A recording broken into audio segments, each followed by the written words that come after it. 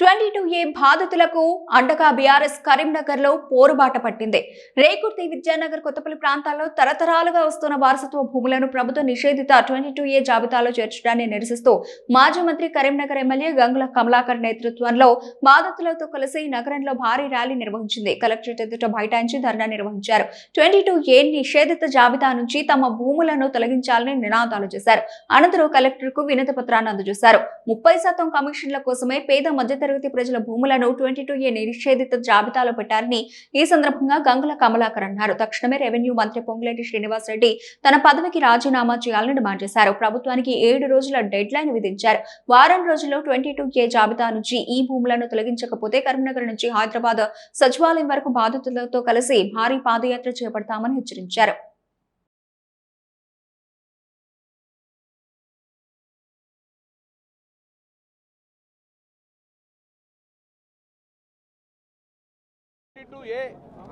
Act of 1908 1908లో ఏర్పడ్డ చట్టము ఇది 22A. దానికి అనుగుణంగా ఏదైనా భూమి ప్రభుత్వ భూములు ఉంటే కలెక్టర్ గారు సిఫారసు చేస్తే 1908 అంటే స్వాతంత్రం రాకముందు 40 సంవత్సరం ముందు ఈ యాక్ట్ ఏర్పడ్డది. ఏదైనా ప్రభుత్వ భూములు కానీ ఏమైనా ఉంటే గిట్ట ఆ భూములన్నిటి నిషేధ జాబితాలు పెట్టాలన్నది ఒక చట్టం యొక్క ముఖ్య ఉద్దేశం. అది ఇక్కడ కరీంనగర్లో 1908 నుంచి 2023 సంవత్సరాల వరకు కూడా ఆ భూమి పట్టా భూమి. 1908 నుంచి 2023 వరకు ఈ రేకుర్తి చుట్టుపక్కల గ్రామ పంచాయతీల భూములన్నీ కూడా పట్టా భూములే ఉన్నాయి. ఇక్కడ నిషేధం జరగలేదు. కానీ కాంగ్రెస్ ప్రభుత్వం వచ్చిన తర్వాత 2023లో ఆ యొక్క గ్రామం మొత్తం కూడా ఈరోజు 22Aలా పెట్టడం జరిగింది. అంటే ఈ భూములన్నీ ప్రభుత్వ భూములు అని చెప్పేసి నిషేధిత జాబితాలో పెట్టడం జరిగింది. ఆ రేకుర్తిలో ఉన్న ఒక్క గుంట భూమి కూడా ఇప్పుడు ప్రైవేట్ భూమి కాదంటున్నారు, ప్రభుత్వ భూమి అంటున్నారు. దాని తర్వాత కొత్తపల్లి కొత్త పార్ట్, దాని తర్వాత చింతకుంటల కొత్త పార్ట్, దాని తర్వాత టౌన్లో వచ్చిన విద్యానగర్లో కొత్త పార్ట్, దాని తర్వాత ఆరపల్లిలో, దాంతోపాటు కరీంనగర్ నడిబొట్టున ఈరోజు వచ్చేసి ఈ భూములన్నీ కూడా 100 సంవత్సరాల వరకు కూడా ఇది ప్రైవేట్ భూమే. కానీ మేము వచ్చినాం కాబట్టి ఇది ప్రభుత్వ భూమి అని చెప్పేసి అన్నీ కూడా సుమారు 650 దగ్గరగా 650 ఎకరాల భూమి, 650 ఎకరాల భూమిలో సుమారు 10,000 మంది బాధితులను అందరినీ కూడా ఈరోజు 22Aలో నిషేధం చేయడం జరిగింది. దాంతో ఈ భూములన్నీ కూడా ఎవరు కొనే పరిస్థితి లేదు, అమ్మే పరిస్థితి లేదు, లోన్కి వచ్చే పరిస్థితి లేదు, హౌస్ లోన్ తీసుకున్న పరిస్థితి వచ్చలేదు. మేము ఒకటే డిమాండ్ చేస్తున్నాం, ఈరోజు ప్రభుత్వం ఆదుకోవాలి. ప్రభుత్వం పొంగులేటి శ్రీనివాస్ రెడ్డి గారు ఏమంటారు, ఇప్పుడు మేము వచ్చినాక ఒక్క ఎకరా భూమి కూడా మేము నిషేధ జాబితాలో పెట్టలేమని చెప్పి ఉంటారు.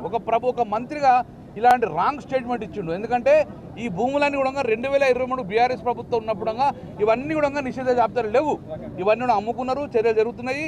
ప్రతి ఒక్కరికి కూడా పర్మిషన్ ఉంది, ప్రతి ఒక్కరికి ఇళ్ళ పర్మిషన్ ఉంది, పట్టా ఉన్నది. తాత ముత్తాతలు ఇచ్చిన ఆస్తి ఇవన్నీ కూడా నిషేధ జాబితా వల్ల ఈరోజు రోడ్డు మీద పడే పరిస్థితి వచ్చింది. అందుకే పొంగులేటి శ్రీనివాస్ రెడ్డి ఒక మంత్రిగా ఏమంటాడు, అధికారులు తప్పు చేసిన అంటాడు. మరి అధికారులు తప్పు చేసిన బాధ్యత వహించేది మీరే కదా. అందుకే పొంగులేటి శ్రీనివాస్ రెడ్డి గారు ప్రజల్లో ప్రభుత్వం తప్పు చేసినట్టు ఫస్ట్ మీరు నైతిక బాధ్యత వహించి ఈరోజు రాజీనామా చేయాలని చెప్పి ప్రధాన డిమాండ్ చేస్తున్నాం.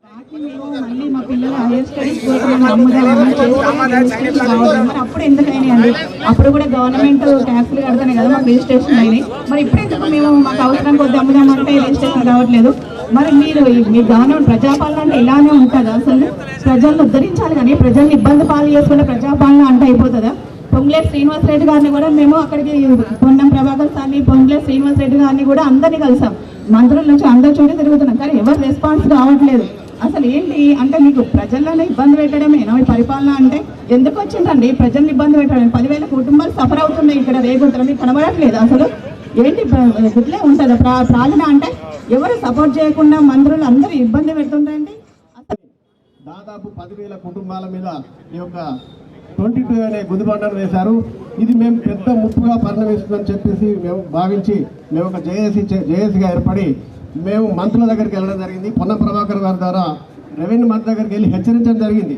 ఇది మీకు వెంటనే పరిష్కరించకపోతే మీ గవర్నమెంట్కు పెద్ద ముప్పుగా పరిణమిస్తుంది ఇది అని మేము హెచ్చరించడం జరిగింది.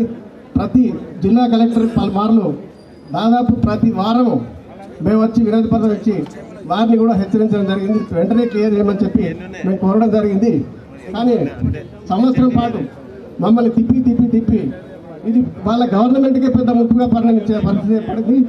మా కరీంనగర్లో మొదలుపెట్టారు, రాష్ట్ర వ్యాప్తంగా దీన్ని విస్తరించారు తప్ప తీసేయాలనే ఆలోచన ఈ ప్రభుత్వానికి ఎప్పటికీ లేదు.